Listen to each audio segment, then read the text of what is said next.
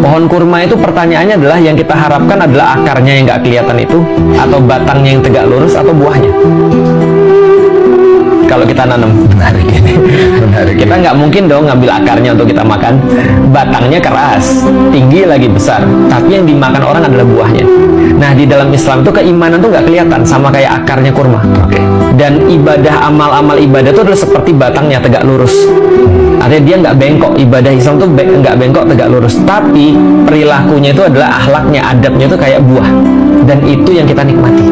Jadi orang ketika ngelihat pohon kurma, dia nggak peduli dengan akar dan buahnya. Yang dia peduli adalah akar dan batangnya. Yang dia peduli adalah buahnya. Maka seorang petani ketika menemukan ada pohonnya, akarnya banyak, batangnya besar, tapi nggak berbuah-buah setelah 10 tahun, dipotong ganti yang lain. Islam juga sama.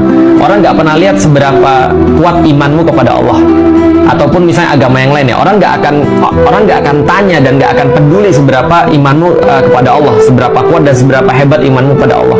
Dan juga saya nggak mungkin dong undang Mas ini, Mas ke rumah saya dong Mas, ngapain? Lihat saya sholat. Amal ibadah kan kayak sholat ya. Lihat saya puasa, ngapain? Gak ada manfaatnya buat saya. Tapi kalau saya bilang, Mas ke rumah saya Mas, makan Mas, berarti itu ada manfaatnya bagi orang. Nah, perilaku kita itu yang ada manfaat bagi orang. Maka hal pertama yang harus terjadi ketika orang beragama adalah lisannya berubah, perbuatannya berubah, perilakunya berubah. Makanya Rasul sampaikan tentang definisi muslim yang paling sederhana. Al-muslimu man salimal muslimun min lisanih wal yadih.